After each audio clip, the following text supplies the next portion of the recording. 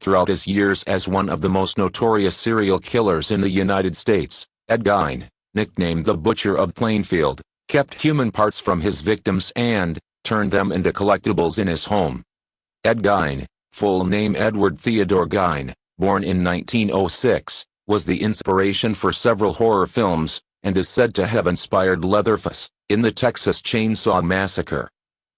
In the 50s of the last century, after the arrest of Ed Gein, the world was shocked by the heinous crimes he had committed, but what was found in his home was no less horrific, which even shocked the police at the time.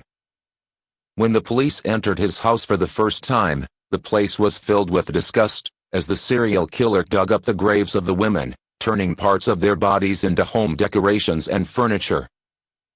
The police also found female genitals and noses, which the killer hid near the house, while turning some faces into lampshades and making a belt out of women's nipples.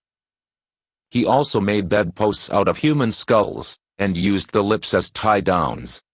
Although the police believed that Gein had raped the corpses of the women he had taken out of the cemetery, he denied it, and said the smell was very foul. 1957, the serial killer's page was closed, and he was arrested for the murder of a shop owner in Wisconsin, USA, and when the police came to his house to inspect, their agents were unaware of the extent of the atrocities they would discover there.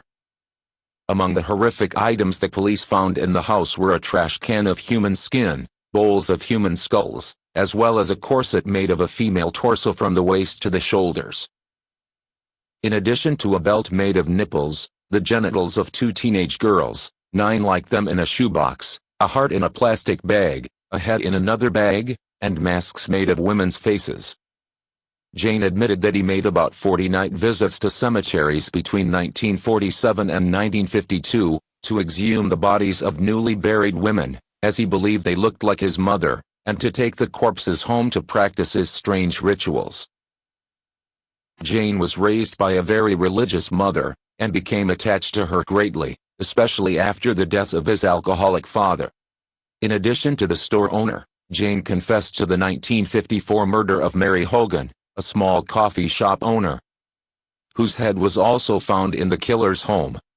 Although not indicted, Gein was considered a suspect in several unsolvable police disappearances in Wisconsin, including the 1953 disappearance of babysitter Evelyn Hartley. Gein was tried in 1957 for murder, but he was acquitted because of insanity, and he was placed in a psychiatric hospital until his death in 1984, at the age of nearly 77. It is mentioned that there are many serial killers in the world, who have committed crimes that the mind cannot imagine, and unfortunately, real-life films are often more terrifying than we might see in the cinema.